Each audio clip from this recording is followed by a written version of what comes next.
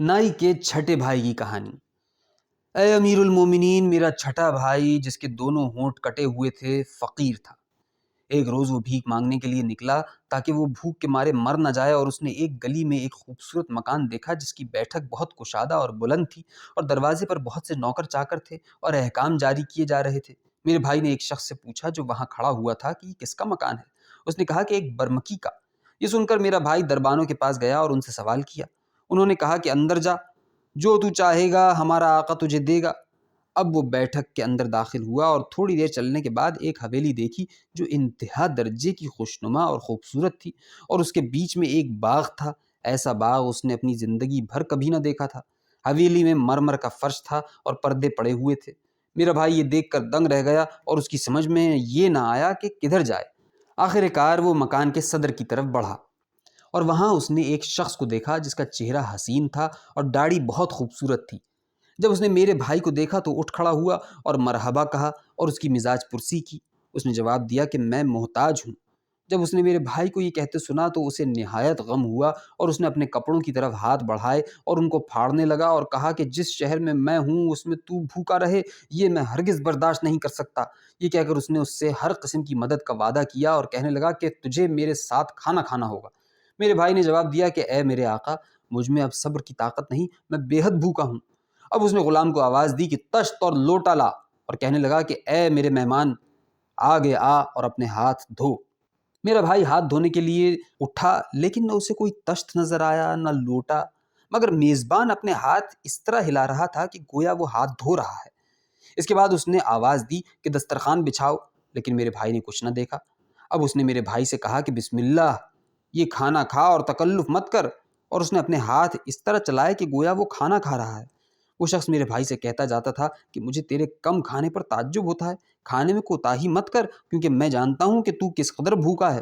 یہ سن کر میرا بھائی بھی اس طرح ہاتھ ہلانے لگا کہ گویا وہ کھا رہا ہے، اور وہ میرے بھائی سے کہتا جاتا تھا کہ کھا اور دیکھ کہ یہ روٹی کیسی سفید اور خوبصورت ہے، لیکن میرے بھائی کو کوئی چیز دکھائی نہ دیتی تھی۔ اب میرے بھائی نے اپنے دل میں کہا کہ یہ ایسا شخص معلوم ہوتا ہے جو لوگوں کے ساتھ مذاق کرنا پسند کرتا ہے، اور اس شخص کی طرف مخاطب ہو کر کہا کہ اے میرے آقا، میں نے تمام عمر نہ اس سے زیادہ خوبصورت سفید روٹی دیکھی اور نہ اس سے زیادہ مزیدار کھائی ہے۔ اس نے کہا کہ یہ روٹی ایک کنیز نے پکائی ہے جس کو میں نے 500 دینار میں خریدا ہے۔ اب اس نے آواز دی کہ اے غلام، ہریسہ لا، جو بہترین کھانا ہے، مگر اس میں بہت سا روغن ڈال کر لائیو۔ اور میرے بھائی سے کہنے لگا کہ اے میرے مہمان، خدا کی قسم سچ سچ کہے کہ تو نے اس ہریسے سے بہتر کبھی کھایا ہے؟ تجھے میری جان کی قسم، کھا اور تکلف مت کر۔ پھر اس نے غلام سے کہا کہ سکباج لا، جو موٹی بٹیروں کا بنا ہوا ہے، اور میرے بھائی سے کہا کہ آ اے میرے مہمان اور کھا، کیونکہ تو بھوکا ہے اور تجھے اس کی ضرورت ہے۔ اور وہ اپنے جبڑے چلا رہا اور چاب رہا تھا۔ وہ شخص اسی طرح ایک کھانے کے بعد دوسرا منگاتا اور کوئی چیز نہ آتی مگر وہ میرے بھائی سے کہتا کہ کھا۔ اب اس نے پھر غلام کو آواز دی کہ چوزے لا، جن کے اندر پستے بھرے ہوئے ہیں، اور میرے بھائی سے کہا کہ تیری جان کی قسم اے میرے مہمان، ان چوزوں کو میں نے پستے کھلا کر موٹا کیا ہے، کھا، کیونکہ ایسی چیز تو نے کبھی نہیں کھائی ہوگی۔ میرے بھائی نے کہا کہ اے میرے آقا، اس کا کیا کہنا؟ اب وہ اپنے ہاتھ کو میرے بھائی کے منہ کی طرف اس طرح بڑھانے لگا کہ گویا کہ وہ اس کے منہ میں لقمہ دے رہا ہے، اور وہ تمام کھانوں کا شمار اور ان کی تعریف کرتا جاتا تھا۔ لیکن میرا بھائی بھوکا تھا اور اس کی بھوک بڑھتی جاتی تھی، اور اسے تمنا تھی کہ کاش کہ جو کی روٹی ہی مل جائے۔ اب اس نے کہا کہ ان کھانوں کے مسالوں سے بہتر کبھی تو نے دیکھا ہے؟ میرے بھائی نے جواب دیا کہ اے میرے آقا، کبھی نہیں۔ اس نے کہا خوب کھا اور تکلف مت کر۔ میرے بھائی نے کہا کہ اب میرا پیٹ بھر گیا ہے۔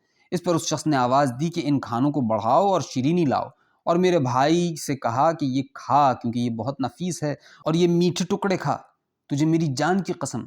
لے اس میٹھے ٹکڑے کو لے قبل اس کے کہ اس کا شیرہ نہ بہہ جائے، لے اس میٹھے ٹکڑے کو لے قبل اس کے کہ اس کا شیرہ بہہ جائے۔ میرے بھائی نے کہا کہ اے میرے آقا، خدا تیرا سایہ ہمیشہ میرے اوپر رکھے، اور وہ میٹھے ٹکڑوں میں مشک کی زیادتی کے متعلق پوچھنے لگا۔ اس نے جواب دیا کہ میں اس کا عادی ہوں، میرے لیے ہر میٹھے ٹکڑے میں 1 مسقال مشک اور آدھ مسقال عنبر ڈالا جاتا ہے۔ یہ سب کچھ ہو رہا تھا اور میرا بھائی سر اور منہ ہلاتا جاتا اور جبڑوں سے کھیلتا جاتا تھا۔ اب اس نے میرے بھائی سے کہا کہ یہ بادام کھا اور تکلف مت کر۔ میرے بھائی نے جواب دیا کہ میں سیر ہو گیا اور اب میں زیادہ نہیں کھا سکتا، اس نے کہا کہ اے میرے مہمان، اگر وہ اور کھا سکتا ہے تو کھا اور لطف اٹھا، مگر خدا کے لیے بھوکا مت رہ۔ میرے بھائی نے کہا کہ اے میرے آقا، جس نے اتنے قسم قسم کے کھانے کھائے ہوں وہ کیوں کر بھوکا رہ سکتا ہے؟ میرا بھائی سوچنے لگا اور اس نے اپنے دل میں کہا کہ اب میں ایک ایسی بات کرتا ہوں کہ وہ ایسی حرکتوں سے توبہ کر لے۔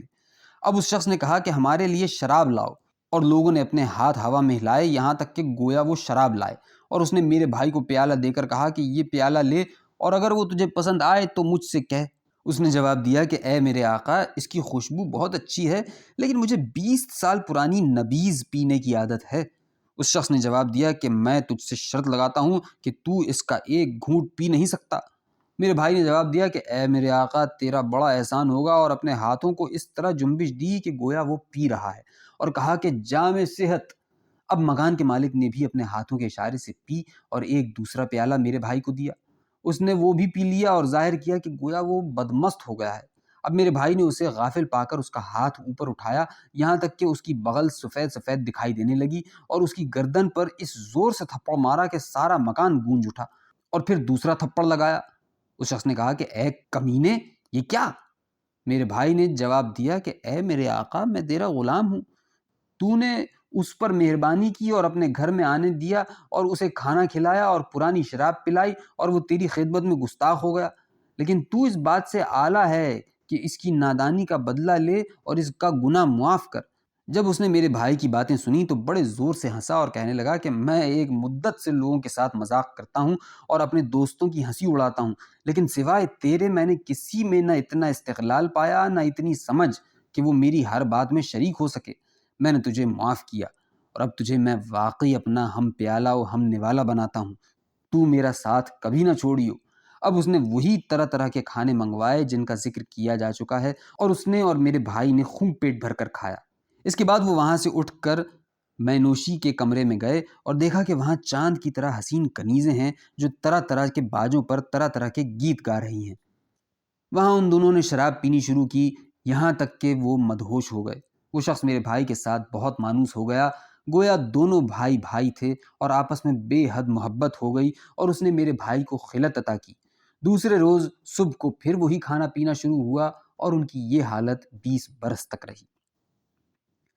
اس کے بعد وہ شخص فوت ہو گیا، اور سلطان نے اس کا سارا مال اور جو کچھ میرے بھائی کے پاس تھا ضبط کر لیا، اور میرے بھائی سے یہاں تک مطالبہ کیا کہ وہ بالکل فقیر ہو گیا اور اس کے پلے کچھ نہ رہا۔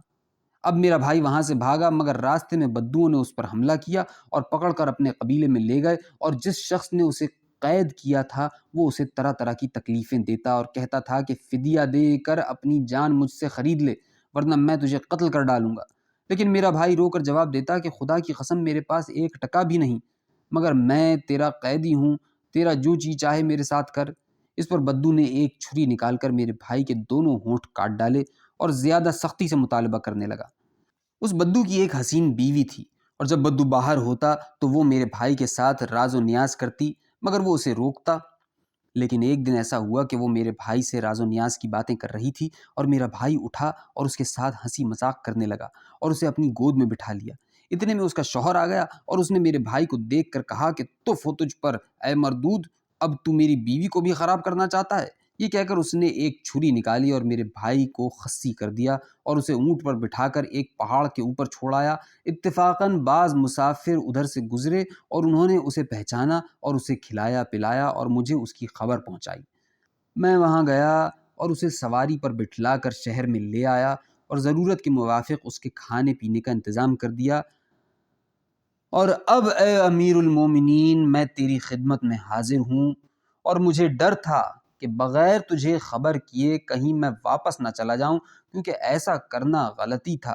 اب میرے ساتھ 6 بھائی ہیں اور ان کا کھانا پینا میرے ذمے ہے۔ جب امیر المومنین نے میرا قصہ اور جو کچھ میں نے اپنے بھائیوں کے متعلق اس سے کہا تھا سنا تو وہ ہنسا اور کہنے لگا کہ اے خاموش، تو سچ کہتا ہے کہ تو کم گو ہے اور فضول باتیں نہیں کرتا، لیکن اب تو اس شہر سے نکل جا اور کہیں اور جا کر رہ۔ اور اس نے میرے شہر بدر ہونے کا فرمان جاری کر دیا۔ اب میں ملک ملک اور اقلیم اقلیم پھرتا رہا، یہاں تک کہ مجھے اس کی موت اور دوسرے شخص کے خلیفہ ہونے کی خبر ملی، اور میں اس شہر میں واپس آیا اور دیکھا کہ میرے سب بھائی فوت ہو چکے ہیں اور میرا اس جوان سے پالا پڑا، اور میں نے اس کے ساتھ بہترین سلوک کیا، اور اگر میں بیچ میں نہ پڑتا تو وہ قتل ہو چکا ہوتا۔ وہ میرے اوپر ایسی بات کا الزام رکھتا ہے جو مجھ میں نہیں ہے۔ اے لوگو، جو کچھ میری فضول گوئی کے بارے میں بیان کیا جاتا ہے جھوٹ ہے۔ اسی جوان کی بدولت میں شہر بشہر مارا مارا پھرا، یہاں تک کہ میں اس خطے میں پہنچا اور اسے تمہارے پاس دیکھا۔ اے نیک مردو، کیا یہ میری مروت کی دلیل نہیں ہے؟ اب درزی نے چین کے بادشاہ سے کہا کہ جب ہم نے نائی کا قصہ سنا اور اس کی فضول گوئی کا علم ہوا اور یہ کہ اس نے جوان کے ساتھ ظلم کیا، تو ہم نے اسے پکڑ کر قید کر دیا اور آرام سے بیٹھ کر کھایا پیا۔ عصر کی اذان کے وقت دعوت ختم ہوئی تو میں وہاں سے روانہ ہو کر گھر آیا اور دیکھا کہ میری بیوی ناک بھوں چڑھائے بیٹھی ہے۔ مجھے دیکھ کر اس نے کہا کہ تو اپنے دوستوں کے ساتھ مزے اڑاتا ہے اور میں گھر میں غمگین بیٹھی ہوں۔ اگر تو میری طبیعت بہلانے باہر نہ چلے گا تو میں تجھے چھوڑ دوں گی اور ہماری جدائی کا یہی سبب ہوگا۔ یہ سن کر میں اسے لے کر باہر گیا اور عشاء کے وقت تک سیر تماشے میں مشغول رہا۔ جب ہم لوٹے تو ہمیں یہ کبڑا ملا اور وہ نشے میں چور تھا اور یہ 2 اشعار پڑھ رہا تھا: جام بھی صاف ہے اور شراب بھی، دونوں ایک دوسرے سے مشابہ ہیں، اس لیے بڑی مشکل کا سامنا ہے، کیونکہ کبھی تو ایسا معلوم ہوتا ہے کہ شراب ہے اور پیالہ ندارد، اور کبھی ایسا معلوم ہوتا ہے کہ پیالہ ہی پیالہ ہے اور شراب ندارد۔ میں نے اسے دعوت دی اور تلی ہوئی مچھلیاں خرید کر لایا اور ہم سب کھانے بیٹھ گئے۔ میری بیوی نے ایک نوالے میں ایک ٹکڑا مچھلی کا رکھ کر اس کے منہ میں ٹھونس دیا اور اس کا منہ بند کر دیا اور وہ مر گیا۔ اب میں اسے لاد کر لے گیا اور چالاکی سے اسے اس یہودی طبیب کے گھر ڈالایا، اور یہودی چالاکی سے خانسامہ کے گھر، اور خانسامہ چالاکی سے عیسائی دلال کے راستے میں ڈال آیا۔ یہ ہے میرا کل کا ماجرا، اور کیا یہ کبڑے کے قصے سے زیادہ عجیب نہیں ہے؟ جب چین کے بادشاہ نے یہ قصہ سنا تو مارے خوشی کے وہ سر ہلانے لگا اور تعجب میں آ کر کہنے لگا کہ جو ماجرا اس جوان اور فضول گو نائی کے درمیان پیش آیا ہے وہ اس جھوٹے کبڑے کے قصے سے زیادہ اچھا اور دل خوش کن ہے۔ یہ کہہ کر بادشاہ نے اپنے چند حاجبوں کو حکم دیا کہ اس درزی کے ساتھ جاؤ اور نائی کو قید خانے سے نکال کر میری خدمت میں حاضر کرو، کیونکہ میں اس کی باتیں سننا چاہتا ہوں، اور یہ تم سب کی نجات کا باعث ہوگا، اور ہم اس کبڑے کو دفن کرا دیں گے۔ اب شہرزاد کو صبح ہوتی دکھائی دی اور اس نے وہ کہانی بند کر دی جس کی اسے اجازت ملی تھی۔